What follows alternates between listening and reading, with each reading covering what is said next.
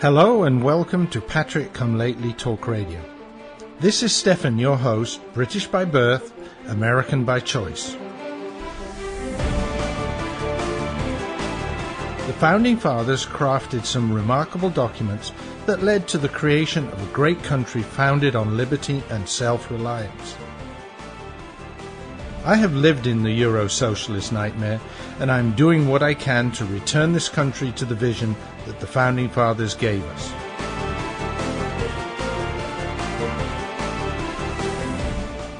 We need to strive to rebuild that shining city on the hill, for without us, the world has nowhere to turn for freedom. For the next hour, I will be presenting news, views, and guests that help keep the true spirit of America alive. And good morning, good afternoon, good evening, whenever you're listening to this show. This is Stefan, your Patriot Come Lately, British by birth, American by choice, and proud of it. Welcome to episode 267. We've got some explosive stuff in the show tonight.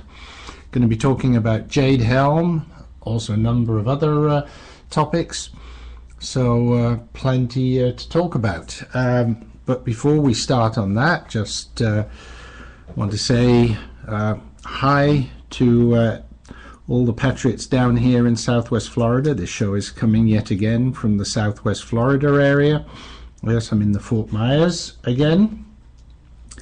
And also, before we get started into the show, I do want to let you know that next week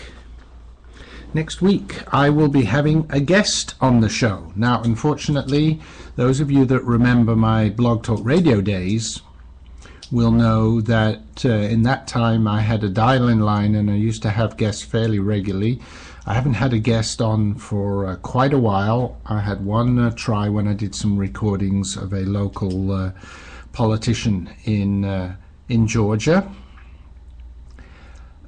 And that's about the only one I've had since I got to Spreaker. I'm going to be doing it again. I had an interview earlier this week with someone who's been on the show before and really enjoyed interviewing him. So when he asked me whether or not he could come on the show and discuss his new book, I was very happy to have him back. His name is Paul Skousen. And so he'll be on the show next week. I've recorded the interview, as I said before. I now need to do some editing to wrap it around the commercials, or wrap the commercials around the interview, I should say. And looking forward to playing that to you next week.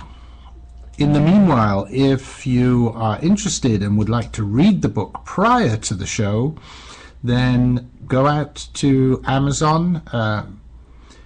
You can search on Paul Skousen, or you can search on his book. It's called Bassam and the Seven Scrolls. Bassam is Bassam.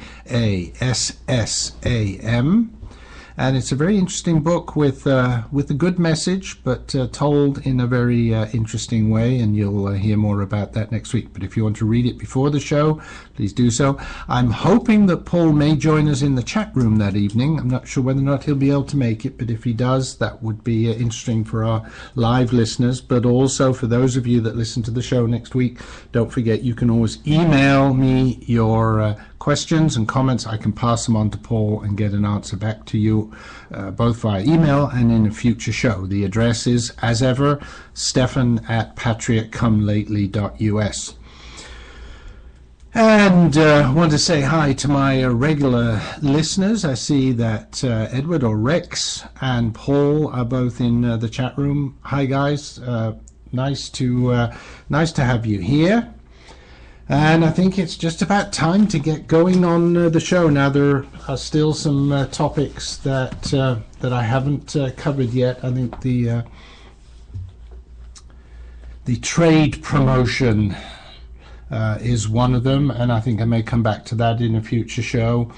But as I said at the beginning of the show, there is one that I have kind of ignored for a while as well, and This is Jade Helm, and I will get back to that later in the show. But as ever, I'm going to start off with our weekly summary. And as part of the weekly summary, I want to start with something just to warn you folks what could happen here, and think about Dearbornistan, or maybe in Minneapolis-stan. This actually happened in Birmingham, and as I often like to say, we can look across the pond and see things happening there that may happen here in the not too distant future. And there is a new mega mosque that has been built in the center, or is being built in the center of Birmingham, and it is going to have a huge speaker system that can be heard 15 miles away, and it will broadcast the call to prayer across the city 15 times a day. Now, the mega mosque needed to be granted special permission to have these giant speakers installed due to the Local Communities Act of 2008, and it has a special provision which allows religious groups to break noise abatement laws. Now, of course, in the first instance, Britain being a Christian country, I'm sure those noise abatement laws were put in there to protect the sounds of church bells, and church bell ringing is a very important and beautiful hobby in the UK, and having lived there for a short while, it was it was really nice to hear the churches ring their bells. Obviously on a Sunday was the important one, but of course they also had practices, and a summer evening you could be out there sitting outside the pub having a cider or a beer, and the sound of these church bells would sort of float across the fields. Very, very nice. Now, this sound, however, is not church bells. The speakers are going to be louder than a jet engine, and as I said earlier, will be heard up to 15 miles away. 15 miles, folks. Well, I know the church bells waft across the fields, but they definitely don't waft 15 miles.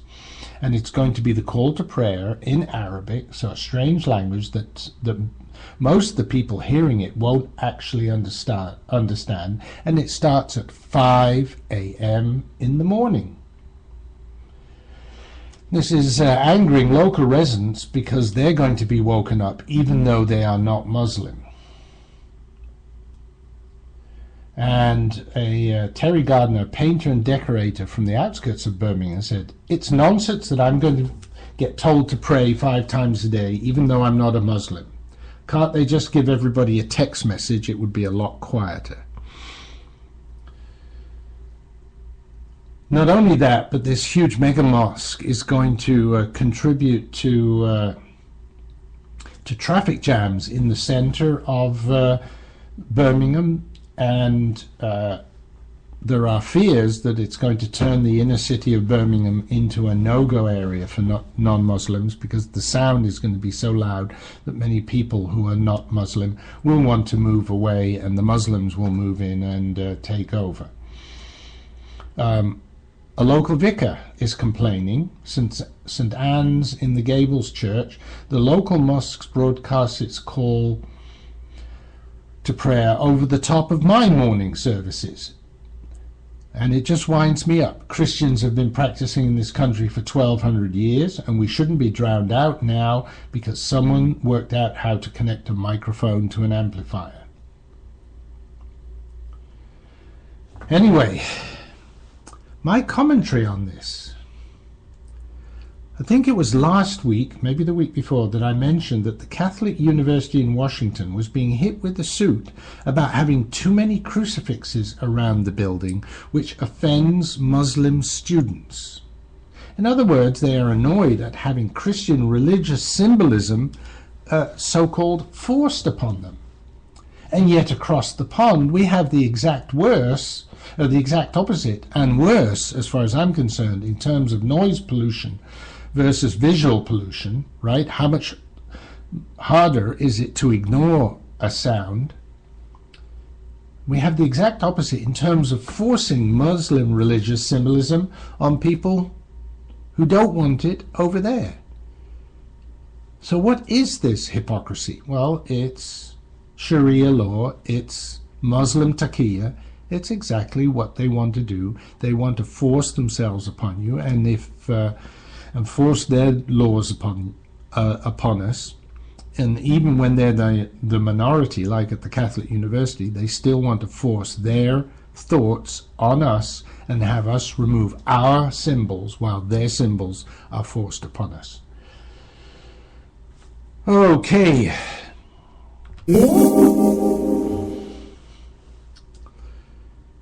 Some good news for a change as well. How about this? MSNBC host rips Obama over recent Fox News Channel jab. And basically, Joe Scarborough said, is he really the sole arbiter of what is right and just? Because Joe was referencing Barack Obama's remarks at a recent forum at addressing poverty, and he took exception to the president's public indictment of a rival cable news network. Yes, remember, if you hadn't heard about it, Obama stated that Fox News Channel offers a constant menu of programming demonizing the poor as lazy sponges and leeches. And he even said, and this is not in this posting, but he even said that we're going to have to change the way news is reported.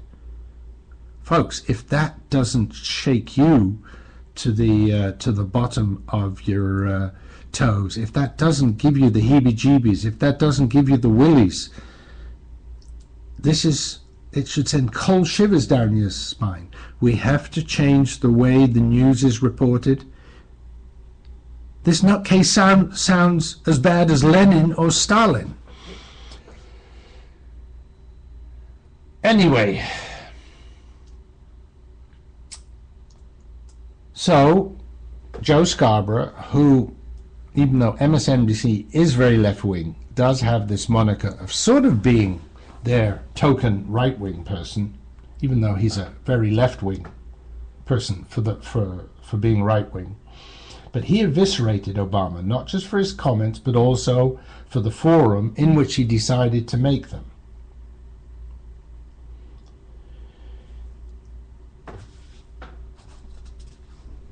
At a bipartisan summit, because this poverty meeting was supposed to be a bipartisan summit, you decide to attack a cable news channel as the problem, saying that Roger Ailes calls people leeches and his network calls people leeches, sponges and lazy.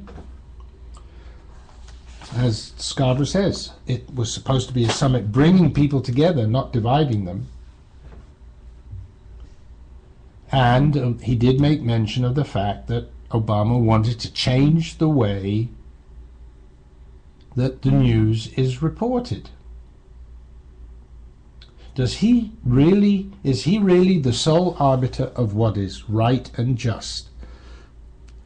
Scarborough asked.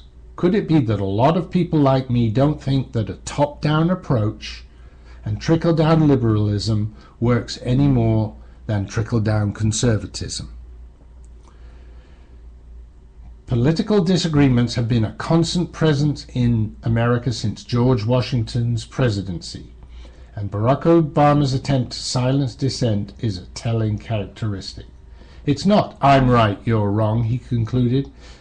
That is such an illuminating moment in this presidency. I'm a little embarrassed for him. Now, Fox, of course, didn't take this lying down. Megyn Kelly, who is not only a very good-looking host, but a very clever and a very insightful one, she wasn't about to take it down, and she explained that Obama had broken with the precedent that has been set by former presidents and engaged in petty sniping at a particular outlet. And she said, these 6 words really sum it all up. It was beneath the dignity of the office of the president. And I think that is perfect. But, perfect wording there. I don't know who her writers are, whether she wrote it herself, but very well said by Megyn Kelly. Pretty face and clever. Her husband's a lucky guy. But don't tell my wife I said so. Okay, folks, time for a quick commercial. I'll be back after these messages. And this idea that government is beholden to the people, that it has no other source of power except the sovereign people, is still the newest and the most unique idea in all the long history of man's relation to man. This is the issue of this election. Whether we believe in our capacity for self-government or whether we abandon the American Revolution and confess that a little intellectual elite in a far distant capital can plan our lives for us better than we can plan them ourselves. You and I are told increasingly we have to choose between a left or right. Well, I'd like to suggest there is no such thing as a left or right. There's only an up or down. Man's old age dream, the ultimate in individual freedom consistent with law and order, or down to the ant heap of totalitarianism.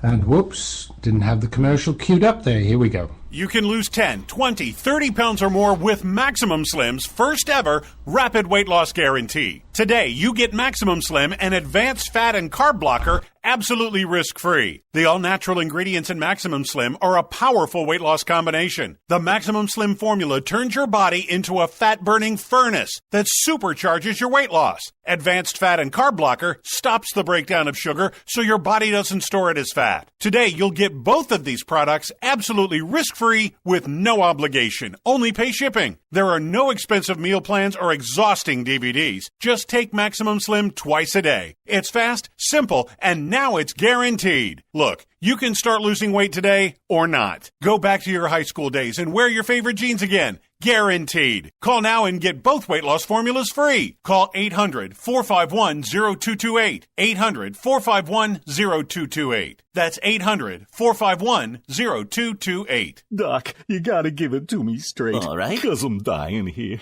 I mean, take a look at this letter from the IRS. Oh, my. This is killing me, Doc. I tell you, it's killing me. Cheer up, my friend. Huh? The tax doctor is here. My diagnosis tells me that you're going to be just fine. Really? The tax doctor will not rest until we find you the best possible tax settlement. Really, Doc? Guaranteed. If the IRS claims you owe them $10,000 or more in business or personal back taxes, call a tax doctor right now. We could save you up to 75% if you qualify. Guaranteed or you pay nothing. Call right now for free details. 800-917-8546. 800-917-8546. 800-917-8546. That's 800-917-8546. This is Patriot Come Lately Talk Radio, coming to you live via the internet, via rebroadcast on WRSDB, the Red State Talk Radio Network, or from the recordings at archives.patriotcomelately.us. And folks, I'm back in the show. A little hiccup there with my music or my clips, but and also before the commercials, that reminder of Ronnie, that government isn't all about them, it's about us, and we're going to get some more things. But as we were talking about MSNBC, let me talk some more about them. And this is actually some good news, because MSNBC recently just smashed a new record. Yes, the struggling cable news network that boasts such talents, well, whatever. Chris Matthews, Al Sharpton, and Rachel Maddow took another huge hit in the race for ratings, not even coming close to either of their competitors, CNN and Fox News. In the industry, the coveted target demo for these network and cable news outlets is the age bracket 25 to 54. The liberal network only drew a fifth of the total number of viewers Fox News pulled for the Wednesdays on average, reaching a 10 years ratings low for that day. And this was a couple of weeks ago. On that Wednesday, MSNBC only drew 49,000 viewers, the worst numbers in over 10 years. The Ed Show hit an all-time bottom of 30,000 viewers only, and Al Sharpton garnered about 1/6 as many viewers as his competitor Bret Baier on Fox. The MSNBC president, Phil Griffin, I wonder how much longer he'll be in that position, predicted after 2012 that in 2014 his network would beat Fox News' numbers. Ha. In reality, there are likely shows on relatively unheard of cable channels that are matching or beating MSNBC's numbers. For example, Newsmax is now on Dish and also on DirecTV. And Newsmax, I'm sure, will be getting numbers now close to MSNBC's. So these recent numbers may be the final nail in the coffin for several of the network's programs, as in March, network executives announced that nearly every show in their lineup was at risk of being moved or cancelled in efforts to completely revamp the failing company. And as somebody commenting on this post said, well, why don't you start with the obvious one and fire the race hustler Al Sharpton?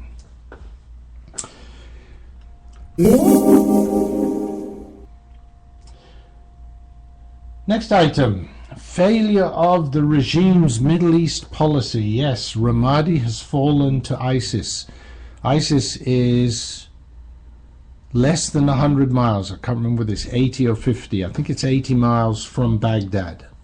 But the regime says, well, it's not such an important thing. It's just a small setback. It's a huge thing because it is the stepping stone to Baghdad. Folks, we could see the fall of Iraq very, very shortly. So, what are we doing about it? Well, I'll give the devil his due. They did go in and take out the oil minister of ISIS in Syria with special forces. They're going to have to do more of that. Come on, let's send in some of those B-52s and just do carpet bombing in Iraq. Yeah, there will be civilians killed. But ISIS is killing civilians right now. After they took over Ramadi, they went around the town, and anybody who had family that was in the Iraqi army and fighting against ISIS, they just slaughtered the whole family. Women, children, old men, whatever, just to punish them for fighting against ISIS. Folks, these are thugs. These are murderers, and if it means that a few civilians are going to have to die, so be it. Send in the B-52s, folks. Oh, let's go back to Baltimore. Another quick thing in my weekly summary. We were told that protesters in Baltimore were out of work, disillusioned, poor blacks, and it wasn't really their fault that they were protesting because they just all had it so bad. The left has been lying to us again. 2 Baltimore corrections officers were charged with looting convenience store during unrest. They were captured on video coming out of a looted downtown convenience store during the unrest last month over the death of Freddie Gray. Tamika Cobb and Kendra Richard were caught taking merchandise from the 7-Eleven on April 25th. They had the video and they have been charged and they are going to go to jail. So at least somebody is getting arrested and is getting sent to jail. Of course, most of the protesters that were arrested had their bail paid for them by, can you believe this, Jay-Z and Beyonce. That's right. A known drug dealer and hip-hop artist,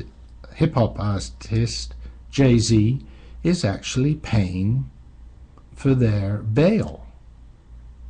And who are great friends of the Obamas, who appear often at the White House, who visit often to the White House? That's right, Jay-Z and Beyonce.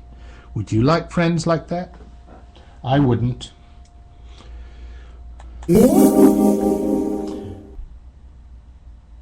And I originally titled this Good News. But it isn't really good news, but it is in a way. Since the Baltimore State Attorney charged the cops involved in the Freddie Gray incident in Baltimore, obviously the rest of the cops feel very let down and feel that they need to be very careful. So policing has dropped dramatically. And the good news, if you can call it that, and it's good news in the sense that it's kind of I told you so. But what has happened in Baltimore, that violent crime has mushroomed. An example, in the most recent couple of months since the unrest, well, it's only a month, isn't it? Yeah. What has happened in Baltimore, they've had 34 killings, 34 homicides. That compares to about 28 in New York in the same period. So to say, well, that doesn't sound too bad. The only difference is Baltimore only has 800,000 residents, whereas New York has 8 million. Think about that, folks. That's 10 times more inhabitants. So you would expect 10 times more murders. But no, they are equal. In other words, Baltimore is running 1,000% more than New York. And New York's not the best of cities with regards to the murder rate. So the good news is this can be directly attributed to this stupid mistake that the state attorney made, and it will come back to bite it. Don't you worry.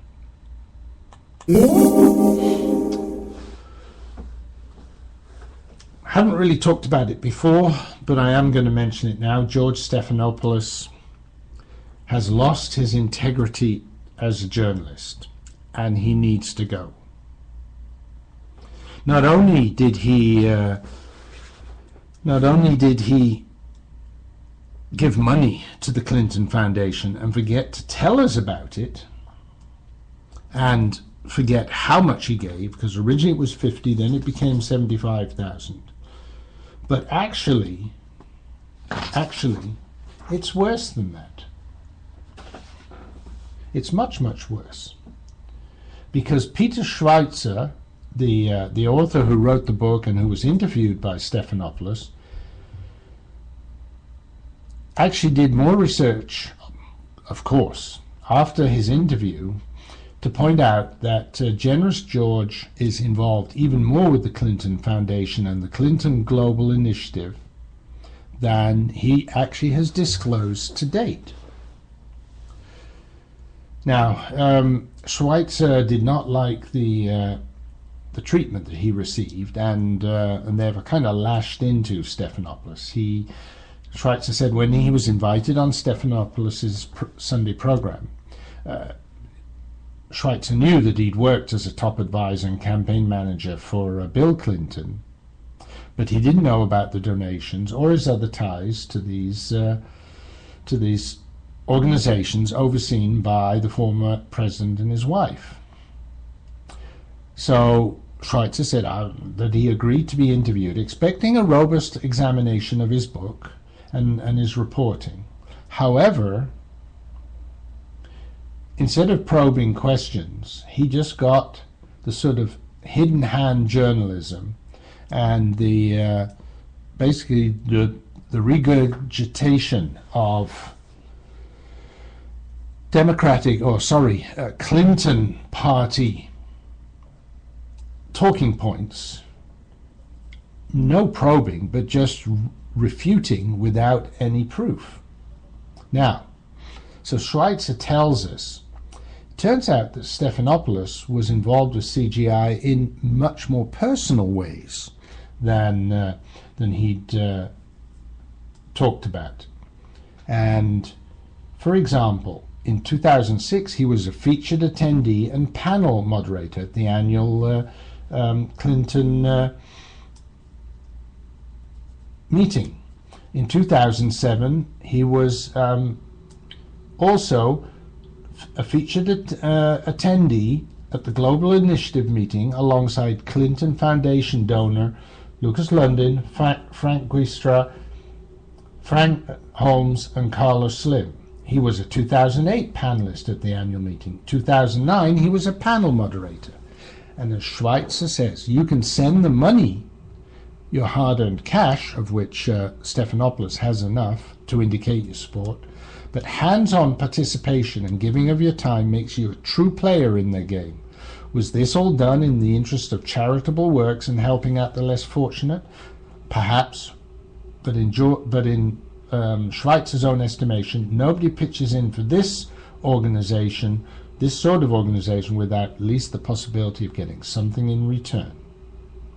And even if there was no thought of a quid pro quo, this sort of dedication demonstrates a fondness for the Clintons and their work, if nothing else. How can he be an independent journalist? And one last thing. Well, no, I'm going to... we have to run the commercial break, and then we'll do one more weekly summary item, and then we're going to go to Jade Helm after the break. Patriot Come Lately. British by birth, American by choice. Just like the Founding Fathers. The voice of the conservative resistance.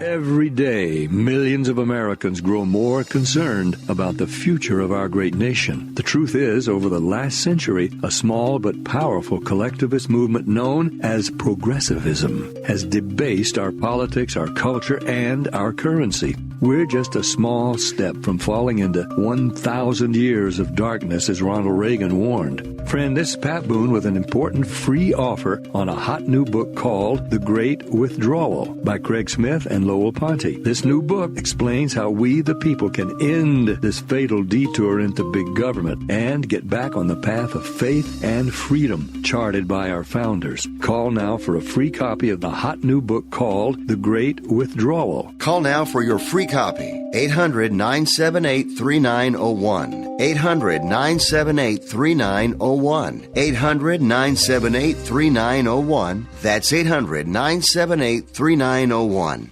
Owe $10,000 or more to the IRS that you can't pay? Call now for immediate help. At the Tax Relief Line, we help people just like you. If you take on the IRS alone, you could be facing levies, liens, even wage garnishments, personal or business tax issues. If you owe $10,000 or more to the IRS, call now and see if you can pay less. They can freeze your bank accounts, even garnish your wages. Call the Tax Relief Line now for immediate help. Our expert team of tax professionals will negotiate your tax problem and deal with the IRS for you. If the IRS is threatening you with levies, wage garnishments, or seizing your assets, call now and see if you can pay the IRS less. 888-789-5043. 888-789-5043.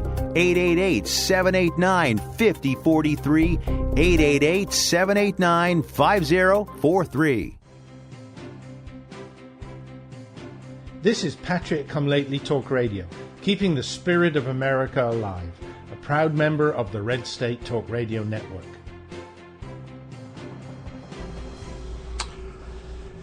And welcome back. Welcome back after those messages. We're into the second half of the show. I've got one last thing that I need to chat about in the weekly summary, and then we have Jade Helm coming up, and as Rex says, FEMA camp, FEMA camp, FEMA camp. Buy the book and read what's coming. Anyway, the final weekly summary, short thing this week, is a frightening statement from Hillier in support of censorship. She has promised She has promised that if she is responsible for appointment to the Supreme Court when she is president, when she's the next president, obviously, she is only going to put someone forward that will overturn Citizens United. Now, we all know that Citizens United, there are some issues with that decision, and it does bring money into the political process, which I wish there were a better way to get rid of. However, the reason that Citizens United was ever brought before the court is because, and I don't know if you remember this, but it was brought before the court because of an unflattering movie about Hillier herself. And so what she in effect is saying, that she is in support of censorship. Think about it, folks. First of all, we have King Barry saying that the news has to be reported in a different way, and now Hillier is saying, and I will appoint someone to the Supreme Court that will allow censorship to take place. That's a very dangerous path that we're going down, don't you think? Anyway, folks, normally in this, at the beginning of this second half, I play some music, and I think here's a good one, because we're going to be talking about Jade Helm, and Jade Helm, actually, a lot of it's going to be taking place in Texas, which is one of the big question marks about the whole thing. So here's a song that has a Texas flavor to it. I think it's very good when we're talking about Jade Helm.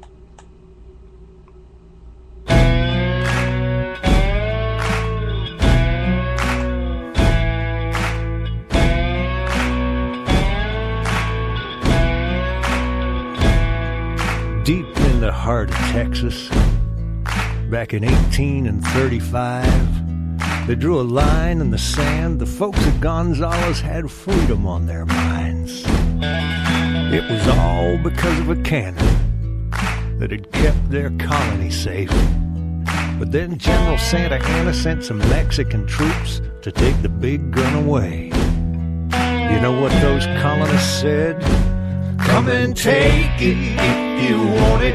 Come and take it if you think you can. Come and take it, but we'll warn you, you'll have to pry it from our cold dead hands. We want the freedom that God gave us, so you best not cross that line. If you want this gun, you gotta come through us and take it one shot at a time.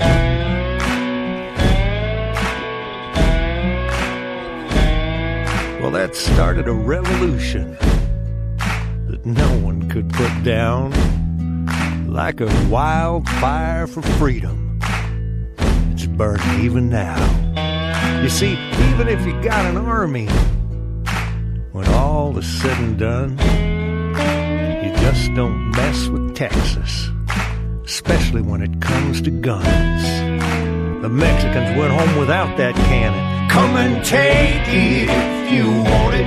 Come and take it if you think you can. Come and take it, but we'll warn you, you'll have to pry it from our cold dead hands. We want the freedom that God gave us, so you best not cross that line. If you want this gun, you gotta come through us and take it one shot at a time.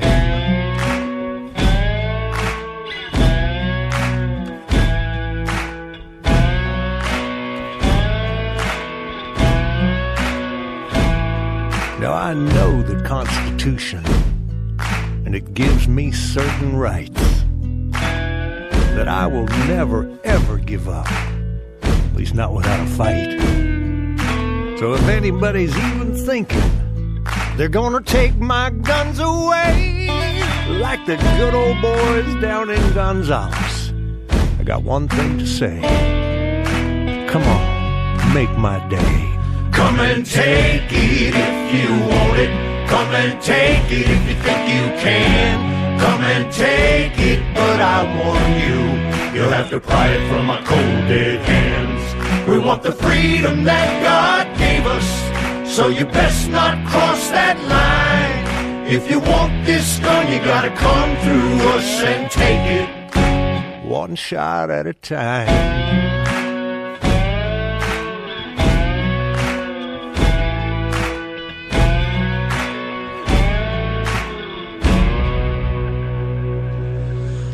Yes, come and take it. And I thought that was a good one. It's about Texas, and of course Jade Helm's taking place there. And one of the questions, one of the conspiracy theories, is that that Jade Helm is a practice to disarm the citizens of the United States. So who knows? Now, for a long time, you know, people have been talking about Jade Helm, and I've kind of ignored it because, to be honest, a lot of the time I thought, well, these are really, you know, these are conspiracy theorists. These are tinfoil hat folks. And so I thought, I'm going to avoid it. But as more and more is coming out, I've got some observations. And the issue really is, well, let's start right at the very beginning. This government is so trustworthy that they can say what they like about the objectives of this exercise, but basically nobody believes them, and that's what's frightening. So let's have a look at some of the things that I've found, and a lot of these are just plain facts. I'm going to weave some views of mine around them. I'm going to try not to be too conspiracy oriented, because you can take these things, and there are people who do take it a lot further than I do. But I just want to bring some of these strange things out, because one of my heroes on the radio is George Norrie. Obviously his highly popular overnight show, Coast to Coast AM, and one of the things he always likes to say, there's no such thing as a coincidence. So let's have a look here at what let's have a look at a number of points about Jade Helm that that I've discovered. But before we do that, maybe let's set the scene.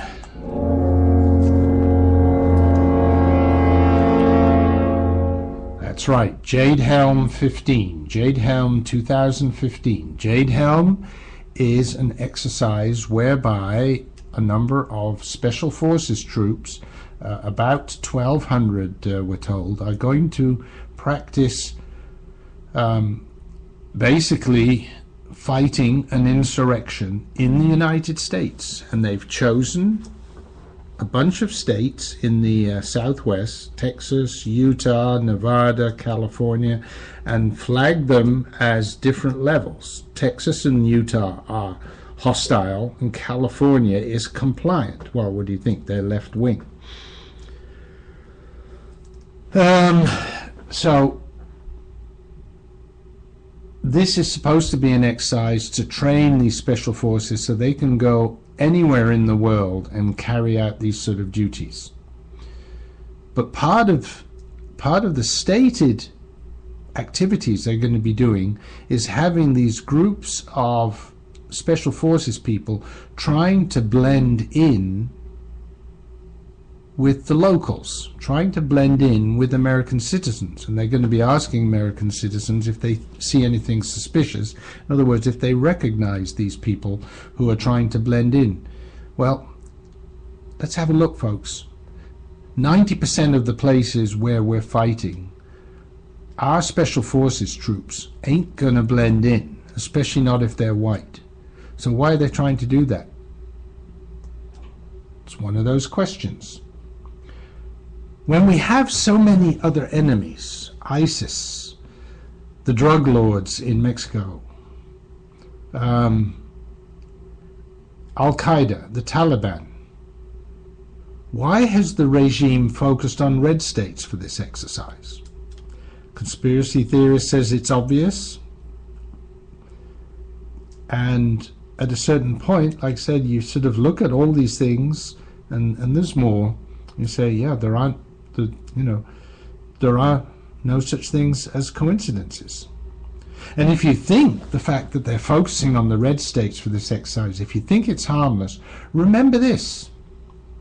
Remember, the DoD has published that if you read the Bible, adhere to the Constitution, if you're a veteran, etc., etc., if you cling to your guns, you are, by definition, a terrorist. And therefore, you're the objective of this war game. That's right, that's what I called it. It's a war game, or more correctly, a civil war game, because that's what it's about.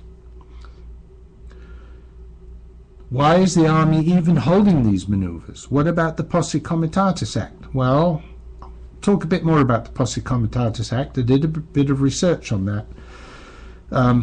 But first of all, some history. The Posse Comitatus Act was introduced and fought for by the Democrats after the War of Northern Aggression, and was in response to the occupation of the southern states by the Federal Army. After a very close result in the election of 1876, the Republican Hayes was almost defeated. He was actually defeated in the popular vote by a Democratic senator, Senator Tilden. Now, Tilden had an elector count of 184 and Hayes had 165, but there were 20 votes from the southern states that weren't cast because they were fed up with the federal government. And so the federal government negotiated with these folks, and as part of that negotiation they removed the federal army from the south, and the 20 votes were then awarded to Hayes. Once in power, the Southern Democrats in Congress introduced the Posse Comitatus Act to prevent the use of the army in civilian policing anywhere in the U.S. Now, when we say the use of the army, according to the DoD, the use of the army was prevented because the federal government didn't want to have the army constantly being used by local sheriffs who were asking the army to come out and basically be a posse. And by the way, Posse Comitatus, which means a group of the community, that's where the word posse comes from when we think about a federal marshal or even the local sheriff getting a group of people together, basically swearing them in and then going off to chase the bad guys. That's where the word posse comes from. And after the Civil War, the army was being asked a lot because the Constitution and the laws actually allow a sheriff to ask able-bodied men in the community, and that can include army folks, to help them with going after bad guys. And so they wanted to prevent that, and that's why they did that. So again, so Posse Comitatus is supposed to have that prevented.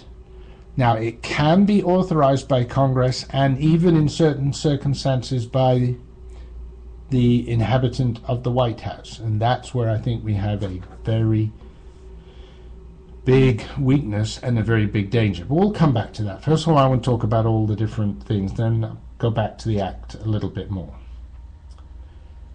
Okay, number 3. Why have a number of, and last count I heard 5, maybe 6 Walmarts all of a sudden closed down for plumbing repairs? Where now suddenly the windows are blackened, police cars are blocking entrances, and military vehicles are seen there. Very strange. Again, I'm going to give you the facts. I report, you decide. Why the secrecy? If this is good for Americans, why is this being planned to be carried out in the dark of night? Why is it being held behind blackened out windows at Walmarts, which are guarded by the police? And why aren't we being given more general information? Why all the secrecy? And by the way, just think about it. A lot of this is taking place 11 a.m. till 5 a.m. in the morning. If you're doing any kind of counterinsurgency and you're swooping in to arrest people that you think are bad guys, when you do that, you don't do that at 8 o'clock in the morning. You don't do that at noon. No, you do that at 3 o'clock in the morning. As the German Gestapo learned, Nacht und Nebel, you come get them in the night and take them away into the fog, and they are never seen again. What about the movement of heavy weapons and artillery? Are we going to be using artillery against US citizens? And Rex mentioned he lives in Las Vegas, and there are rows of tanks and military vehicles parked in the fields across from Nellis Air Force Base. They weren't there 2 months ago. Where are these all coming from? There are pictures on the internet of trains of vehicles. Where are they all coming from? There are pictures on the internet, trains of UN vehicles. Why is the UN involved in this? Are they observers? Are they coordinators? Are they participating? There's all these facts and no answers. And any supposition you do puts you immediately into the ranks of the conspiracy theorists. And quite reasonably so, because in a way there is no good answer for what these facts present. Folks, this is just very, very frightening. Who knows what could happen? Anyway,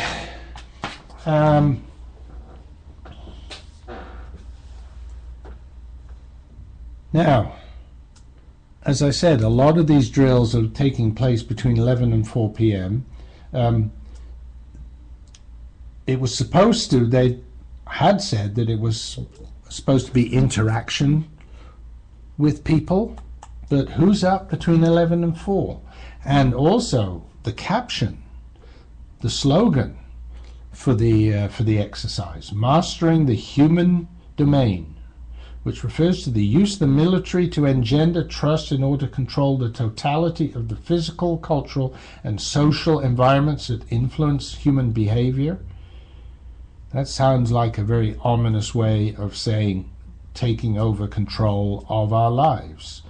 Mastering the human domain is more frightening than what the rest of that sentence. But mastering the human domain, folks, you add all these things up, and it's so easy to add them up, 2 and 2, and to get to 5 or 6 or 10 even.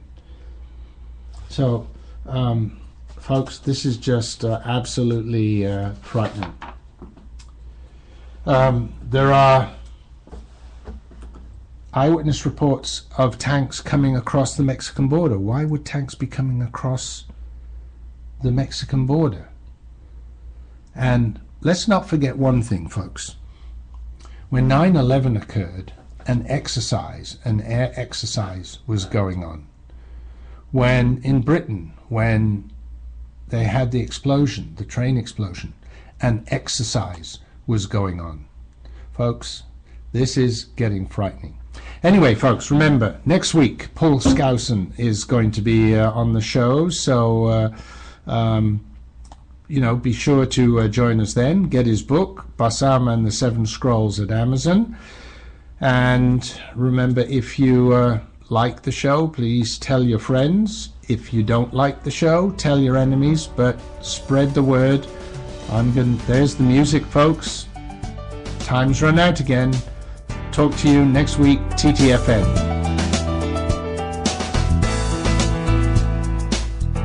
Thank you for listening to the show. I hope that you enjoyed tonight's topics. Whether you listened live, to a recording, or to a rebroadcast, I appreciate the time you share with me.